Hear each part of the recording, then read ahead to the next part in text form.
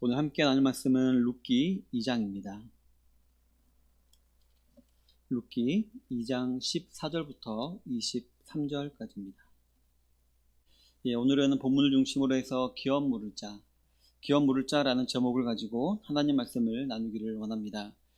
우리가 지난 시간에는 룻에게 놀라운 은혜를 베풀고 있는 보아스를 통해서 우리에게도 정말 우리가 기대할 수 없는 놀라운 사랑을 베풀고 계신 예수님에 대해서 다시 한번 상고해 보았었습니다.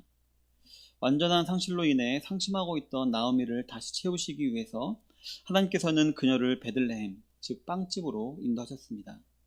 그리고 하나님께서는 나오미의 자부 룻으로 하여금 같이 귀환하게 하심으로 나오미를 위로함과 동시에 하나님의 위대하신 구속사를 진행시키려고 하였습니다. 또한 이제 베들레헴에 도착한 두 여인 가운데 하나님께서는 룻에게 일을 하고자 하는 마음을 주셨고, 룻은 그때 우연을 가장한 섭리로 보아스 밭으로 인도를 받게 됩니다. 그리고 그때 하나님께서는 역시 보아스도 그 밭으로 보내셔서 이 보아스와 룻을 만나게 하셨습니다. 보아스 역시 그 당시 핫 이슈였던 나오미와 룻의 귀환에 대해서 이미 들어 알고 있었고, 마침 룻이 자신의 밭에서 일을 하고 있는 것을 보고는 그녀에게 호의를 베풀었던 것이었습니다. 여기서 말하는 호의란 말은 헤세드, 즉 헬라어로는 아가페라는 단어로서 우리 성경에는 인애로 번역되곤 합니다. 쉽게 은혜라고도 해석이 가능한 말입니다. 어쨌든 이러한 호의를 베풀고 있는 이제 보아스에게 이제 룻은 궁금한 마음을 갖게 되어지고, 또 이제 보아스는 대답하길, 먼저 너가 너의 시어머니에게 베푼 은혜를 내가 안다. 그래서 나도 너에게 하나님의 은혜를 베푸는 것이다 라고 말하였습니다. 이런 대화를 통해서 하나님의 은혜가 서로 오고 가고 있는 것을 우리가 볼 수가 있습니다. 따라서 이 룻기는 전반적으로 하나님의 놀라운 은혜, 즉 하나님의 헤세드의 사랑인 인애가 전반적으로 그 밑바탕에 깔려있는 이야기임을 우리가 알 수가 있는 것입니다. 성도 여러분, 이러한 이야기를 통해서 우리는 지금도 하나님이 우리를 돌아보고 계신 것과 또 예수님께서 우리에게 베풀어 주셨던 놀라운 구원의 은혜에 대해서 깊이 생각해보고 그 사실에 감사하는 마음으로 하루하루를 살아가야 함을 우리가 지난주에 알아보았습니다. 그리고 무엇보다도 하나님의 눈이 향하는 그곳, 또 주님의 몸인 교회에서 예배를 중심으로 살아가므로 하나님의 날개 아래 보호와 인도를 받으며 살아가야 함을 우리가 알아보았습니다. 항상 이러한 사실을 기억하심으로 말미암아 감사가 넘치는 삶 살아가시는 모든 성도님들이 되시기를 바라겠습니다. 오늘 읽은 본문은 이제 이러한 내용이 더욱더 강화되는 것을 우리가 볼 수가 있는데요. 더 나아가 이러한 하나님의 우리를 향한 사랑이 어떻게 현대를 살아가는 우리에게도 지금 적용이 되고 있는지를 알려주는 귀한 본문이라고 볼 수가 있습니다. 그 본문을 통해서 이러한 하나님의 사랑이 우리에게 어떻게 지금 이어지고 있는지 한번 알아보기를 원합니다. 어쨌든 이제 보아스로부터 이제 이례적인 호의를 받은 이제 룻은 아마 기쁜 마음에 더욱더 열심히 일을 했을 것입니다. 그러다가 이제 식사 시간이 되었던 것 같습니다. 본문 14절에 보면, 식사할 때에 보아스가 룻에게 이르되 이리로 와서 떡을 먹으며 내 떡 조각을 초에 찍으라 하므로 룻이 곡식 빼는 자 곁에 앉으니 그가 볶은 곡식을 주매 룻이 배불리 먹고 남았더라 라고 기록하고 있습니다. 이렇게 기록처럼 보아스는 이제 점심을 싸우지 못했을 것이 분명한 룻을 불러서 같이 식사하고자 식사 자리로 초대합니다. 그리고 그것도 그냥 빵 몇 조각을 주고 알아서 가서 먹어라 라고 한 것이 아니라 자신의 곡식을 베는 자들과 같이 앉게 한 후에 즉 소스에다가 빵을 찍어서 먹을 수 있도록 이렇게 조치했습니다. 그리고 더 나아가서 더 다른 종들을 시키지 아니하고 이 보아스가 직접 볶은 곡식을 가지고 와서 룻에게 주었습니다. 이 볶은 곡식은 이 당시 이스라엘 사람들의 주식이라고 볼 수가 있는데요. 보아스는 룻이 먹고 배부를 정도로 많은 이 볶은 곡식을 가져다 주었습니다. 좀 이상하죠? 종들을 시키면 되는데 왜 굳이 보아스가 이 볶은 곡식을 룻에게 주었을까요? 저도 이 사실을 가만히 생각해 보니까 아마 이 행동은 이 당시에는 이제 여성 인권이라는 것이 거의 없지 않았었습니까? 따라서 이제 이 보아스의 행동은 주위 사람들로 하여금 이 룻이라는 여인이 한낱 이방 여인이 아니라 저 우리의 주인 보아스에게 중요한 사람이다라는 인식을 주었을 것이고, 이제 다른 사람들로 하여금 룻을 함부로 대하지 못하게 하려는 이 보아스의 배려가 있는 것임을 저는 이제 생각을 해보게 되었습니다. 어쨌든 보아스는 계속해서 룻을 이렇게 배려를 하고 있는 것이었습니다. 그리고 이어서 18절 하반절을 보면 그가 배불리 먹고 남긴 것을 내어 시어머니에게 드리매라고 했습니다. 따라서 룻은 보아스가 준 볶음국식을 먹되 다 먹지 아니하고 어머니 나오미를 생각해서 따로 챙겨 놓았음을 우리가 알 수가 있는 것입니다. 그리고 이 모습을 아마 보아스도 보았을 것입니다. 그리고 이때 보아스는 그저 다른 사람들에게 있어서 들어서만 알고 있던 이 롯의 고운 성품과 효성을 두 눈으로 확인하게 되었을 것입니다. 그래서 롯에 대한 소문과 평가를 직접 확인한 보아스는 그 전에 8절부터 9절에 기록된 호의 외에 또 다른 호의를 베풉니다. 15절, 16절을 보면 룻이 이삭을 주우러 일어날 때에 보아스가 자기 소년들에게 명령하여 이르되 그에게 곡식단 사이에서 죽게 하고 책망하지 말며 또 그를 위하여 곡식 다발에서 조금씩 뽑아버려서 그에게 죽게 하고 꾸짖지 말라 하니라 라고 기록하고 있듯이 보아스는 룻 몰래 종들에게 말을 합니다. 밭의 가장자리가 아니라 알곡을 모아둔 그런 곡식단 사이에서 이삭을 죽게 하고 또 일부러 곡식단에서 이삭을 빼내어서 이제 룻으로 하여금 많이 줄 수 있게 해라 라고 이렇게 말을 했던 것이었습니다. 그리고는 그러한 룻이 민망해하지 않도록 절대로 어떤 책망의 말을 하거나 이렇게 꾸짖지 말라라고 두 번이나 강조를 합니다. 잘 아시다시피 이제 보통 사람들은 이제 남들과 이렇게 똑같다고 생각될 때는 가만히 있다가 완장을 차면은 이제 그것도 권력이라고 약간 괴팍해지고 그 완장으로 인해 유세를 떨기 마련입니다. 따라서 여자의 몸에, 그것도 이방인이었던 룻은 아마 이런 보아스의 종들로부터 더욱더 불평등과 학대를 당하기 쉬운 위치에 있었을 것입니다. 따라서 보아스는 그녀를 보호하기 위해서 종들에게 이렇게 해라 라고 말을 했던 것이었습니다. 이제 하루가 마무리될 즈음에 룻은 이제 자기가 거둔 것을 다 이렇게 탈곡을 했습니다. 탈곡을 해서 그 모든 거둔 것을 재보니까 볼이 한 에바가 나왔다라고 했습니다. 이 에바라는 단위는 정확하지가 않은데요. 어떤 주석은 13.5kg다. 또 어떤 주석은 22.6kg다 라고 이렇게 말을 합니다. 어쨌든 이렇게 10kg가 넘는 많은 양의 이 보리가루를 이 룻이 얻게 되었음을 우리가 알 수가 있습니다. 이 13kg에서 22kg가 되는 이 양은 나오미와 룻이 이 두 여인이 약 일주일 정도 먹을 수 있는 그런 양이라고 합니다. 어쨌든 이렇게 룻은 많은 양의 이삭을 거두게 되었고 집으로 돌아와서는 룻이 먹고 남은 그 볶은 곡식을 이제 어머니 나오미에게 주기도 하고 자기가 거둔 보리도 보여주었습니다. 그러자 나오미는 깜짝 놀랐습니다. 룻이 가져온 그 보리 가루의 양이 자기 예상보다 훨씬 많았기 때문에 깜짝 놀라서는 이렇게 말을 합니다. 오늘 어디서 주었느냐? 어디서 일을 하였느냐? 너를 돌본 자에게 복이 있기를 원하노라 라고 말을 합니다. 너무 기쁜 나머지 일을 하게 한 그 사람에게도 복을 내리고 있는 것입니다. 전혀 기대하지 못했던 많은 수확이었기 때문에 나오미도 기뻤던 것이었습니다. 물론 룻도 이제 부지런히 일했기 때문에 그 많은 양의 보리를 얻을 수 있었겠지만 룻은 분명히 그날 아침에 말을 했습니다.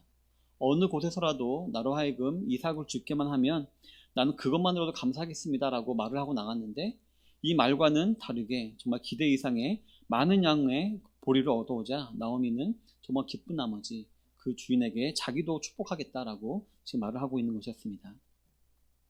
이러한 질문에 룻은 자신에게 은혜를 베푼 사람이 보아스였다라고 말을 합니다. 그 말을 들은 나오미는 대번에 그가 누구인지 알아차렸습니다.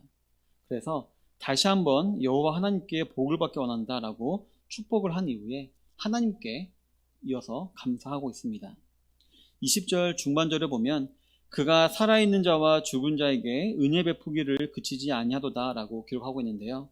여기서 나오는 그는 우리가 흔히 보아스에 대한 얘기를 하고 있었으니까 이 그도 보아스일 것이다 라고 생각할 수가 있는데요. 여기서 나오는 그는 보아스가 아니라 바로 여호와 하나님을 말합니다. 앞에서는 보아스를 축복하고 그 다음에는 하나님께 감사를 하고 있는 것입니다. 즉 여호와 하나님께서 살아있는 자, 즉 나오미 자신과 룻에게만 은혜를 베푸시는 것이 아니라 죽은 자, 즉 엘리멜렉과 말론과 기론에게도 은혜를 베풀고 있다라고 지금 이렇게 룻은 감사하고 있는 것입니다. 먼저 산자인 나오미와 룻에게는 먹을 것을 주심으로 은혜를 베풀었고요. 이렇게 했습니다. 그렇다면 죽은 자인 엘리멜렉과 말론과 기론에게 베풀고 계신 하나님의 은혜는 무엇일까요? 그 사실은 바로 이어지는 본문을 통해서 알 수가 있는데요. 이어지는 18절 이어지는 부분에 보면 20절 이어지는 부분에 보면 그 사람은 우리와 가까우니 우리 기업을 물을 자 중에 하나이니라 라고 말한 나오미의 언급을 통해서 알 수가 있습니다. 여기서 나오미는 보아스가 우리의 기업을 물을 자 중에 하나라고 이렇게 말을 하는데요. 여기서 기업을 물을 자라고 번역된 히브리어는 고엘이라는 단어입니다. 이 고엘이라는 단어는 4가지 정도의 의미가 있다고 하는데요. 첫 번째로는 대를 잇기 위해서 결혼해주는 남자의 의미를 가지고 있습니다.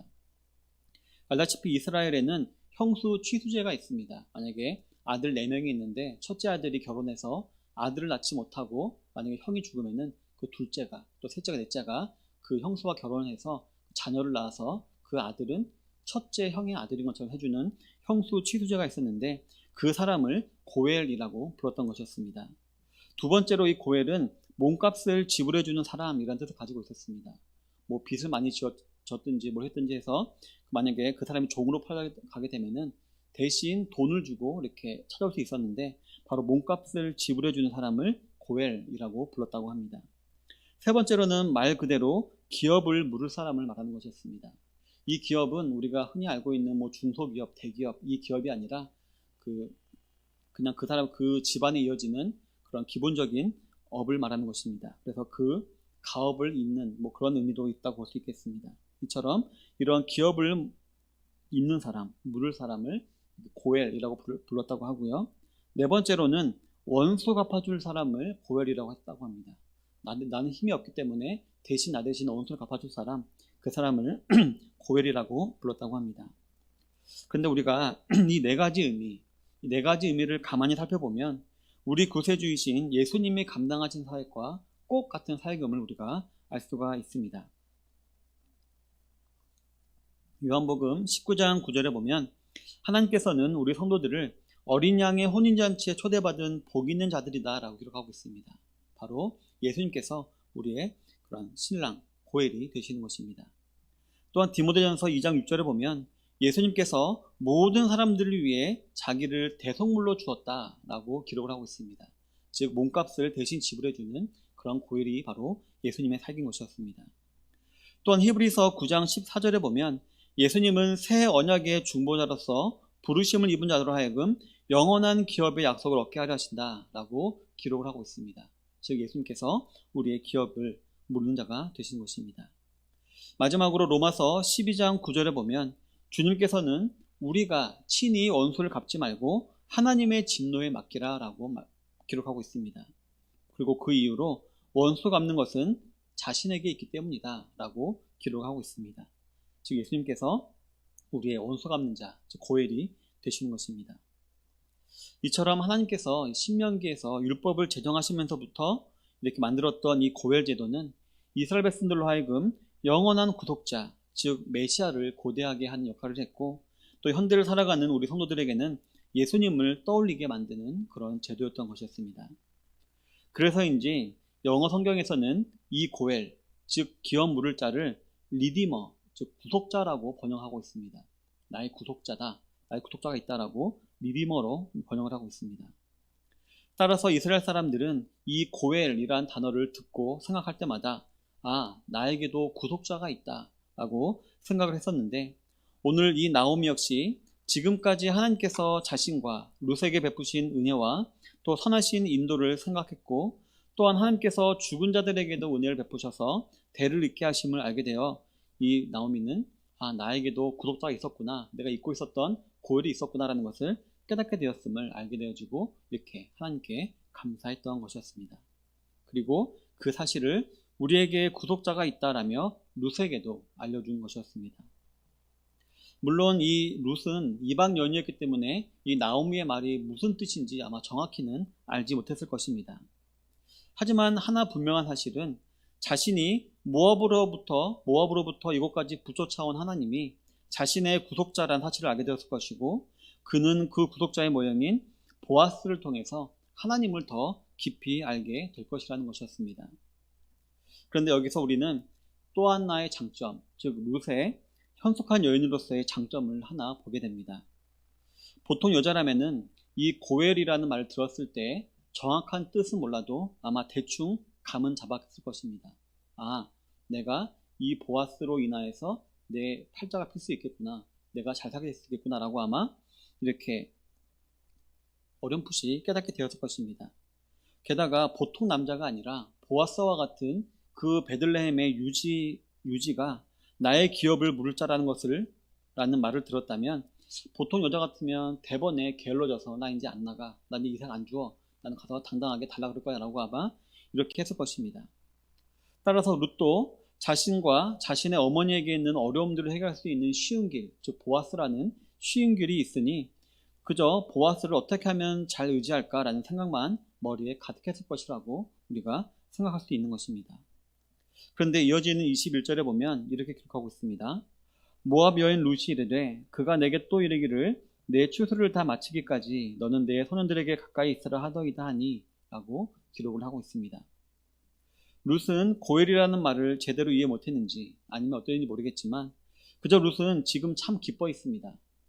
오늘까지만 해도 어디서 일하게 될지 모르는 불안한 마음이 있었는데 이제 앞으로는 추수가 마칠 때까지 쭉 이삭을 편하게 줄 수 있다는 생각에 정말 기쁜 나머지 정말 천진난만하게 이렇게 나오미에게 말을 하고 있는 것이었습니다. 아마 룻도 계산을 해보았을 것입니다. 오늘처럼 매일 한 에바, 즉 대충 약 20kg씩 모을 수가 있다면 그 당시 이제 추수는 약 7주간 이어졌다고 하는데요. 그 당시 이 7주간 이어졌던 추수 기간을 고려해 보았을 때 이 룻은 보리와 밀을 약 49에바, 즉 980kg 정도로 모을 수 있을 것이었고, 이 980kg은 그 당시 이제 성인 남자 일꾼이 1년 동안 벌 수 있는 그런 액수였다고 합니다. 따라서 이제 룻은 7년 동안, 7주 동안 내가 그 보아스 밭을 일하면은 앞으로 1년 동안 좀 먹을 걱정은 하지 않겠구나라는 생각에 정말 기쁜 마음으로 이렇게 자랑하듯이 이렇게 룻에게, 나오미에게 말을 한 것이었습니다. 즉 룻의 말에는 그 어떤 요행도 바라지 않겠다라는 그런 의도가 묻어 있는 것이었습니다. 그런데 그 말을 들었을 때 나오미는 여러 사건들의 정황을 미루어보아서 이제 하나님의 일하심을 어렴풋이 느끼게 된 것 같습니다. 그리고 더 나아가 룻과 보아스의 결혼을 통한 하나님의 회복과 체험을 예상했던 것 같습니다. 그래서 룻에게 말을 합니다. 일을 하되 소년들하고는 같이 일하지 말아라. 소녀들과 같이 있고 또 괜히 다른 밭에 가서 다른 사람들 만나지 말라라고 이렇게 주의를 줍니다. 그저 룻은 그 말에 잘 순종하여서 보리 추수와 밀 추수를 마칠 때까지 이삭을 주우며 그 시어머니와 함께 있게 됩니다. 사랑하는 성도 여러분, 룻기는 그 어두운 사사기 시대에도 하나님을 소망하는 자들이 있었음을 보여주는 정말 귀한 성경입니다. 그래서인지 룻기 2장에서 보면 하나님의 축복을 믿는 백성들, 곧 룻의 이 소망의 삶이 은혜로운 삶과 은혜의 삶으로 나타나고 있는 것을 우리가 볼 수가 있습니다. 특히 이제 하나님의 축복을 믿는 백성들, 룻기 전체에는 이러한 사람들이 이제 여호와께 간구하는 기도가 참 많이 이렇게 기록이 되어 있는데, 근데 가만히 보면 여호와께 간구하는 말을 했던 그 사람이 바로 하나님의 축복의 도구가 되는 것을 우리가 볼 수가 있습니다. 먼저 우리 보아스를 보면 이제 2장 12절에서 이제 보아스는 룻에게 이렇게 말을 합니다. 너는 여호와의 날개 아래 보호를 바르러 왔다라고 이렇게 말을 합니다. 그런데 3장 9절에 보면 실제로 룻과 나오미가 보호받는 날개는 보아스 자신이 되어 있음을 우리가 볼 수가 있고요. 또한 1장 9절에서 보면은 이제 나오미는 룻과 이제 오르바에게 얘기를 합니다. 이제 여호와께서 너의 남편 집에서 평안을 얻게 하기 원하신다. 나는 너희들이 다시 고향으로 가서 재가를 하고 그 남편으로부터 평안함을 얻길 바란다라고 이렇게 말을 했었습니다. 그런데 3장 1절에 보면 이제 나오미는 룻으로 하여금 이제 보아스와 결혼할 수 있도록 이것저것을 다 알려줍니다. 그것을 볼 때 이제 남편을 통한 평안을 주려 하는 자가 나오미 자신되었음을 우리가 확인할 수가 있고요. 또한 2장 20절에 보면 나오미는 여호와께서 생존한 자와 사망한 자에게 은혜를 베푸신다라고 고백을 하였었는데, 또 3장 10절에 보면 나오미는 바로 룻이 그러한 은혜를 베푼 자였다라고 말을 하고 있습니다. 이와 같이 여호와 하나님께서는 그 백성들의 베푸는 삶을 통해서 하나님의 사랑의 역사를 이루어가고 계시는 것을 우리가 볼 수가 있는 것입니다. 즉 하나님을 소망하는 자들을 통하여서 하나님을 향한 소망이 더욱더 퍼져가고 있는 것을 볼 수가 있는 것입니다. 성도 여러분, 나오미나 룻의 입장에서 볼 때 정말 가장 절망적인 순간이었을 것입니다.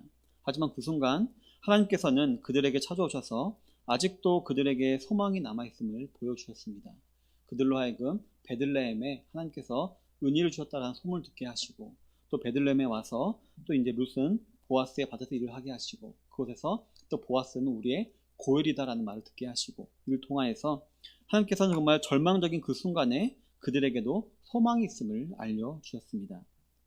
그리고 그들이 그 소망을 붙들고 행동할 때에 하나님께서는 그들의 소망을 저버리지 아니하시고 참된 구원으로 그들을 인도하셨던 것이었습니다. 성도 여러분, 이러한 하나님이 지금 모든 절망 가운데 있는 저와 여러분들에게도 동일하게 역사하시는 하나님이심을 확실히 믿으시기를 바랍니다.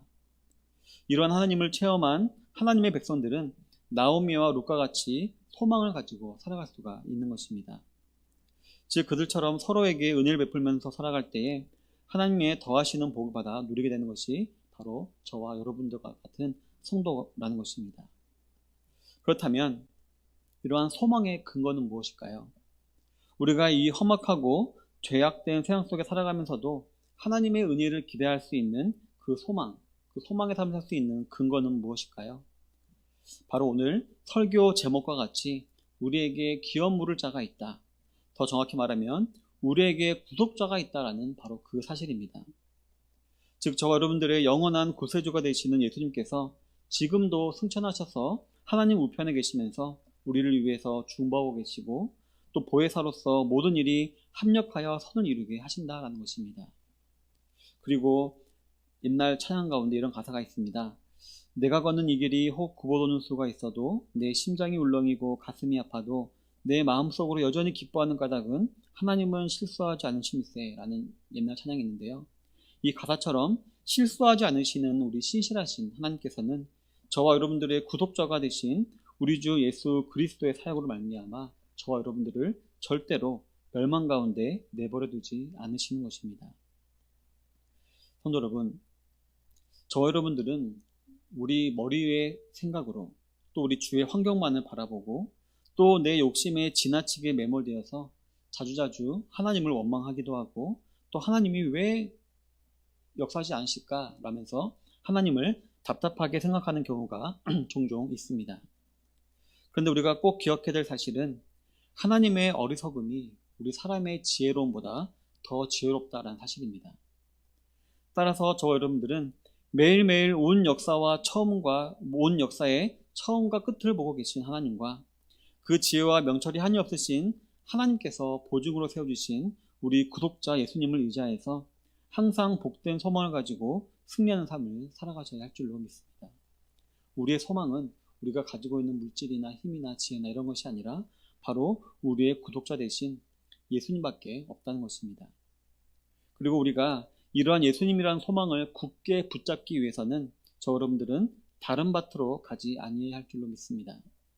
오직 예수님과 함께 하기를 힘쓸 것이며 그를 멀리하면서 세상과 세상 밭으로 나가지 말아야 하는 것입니다.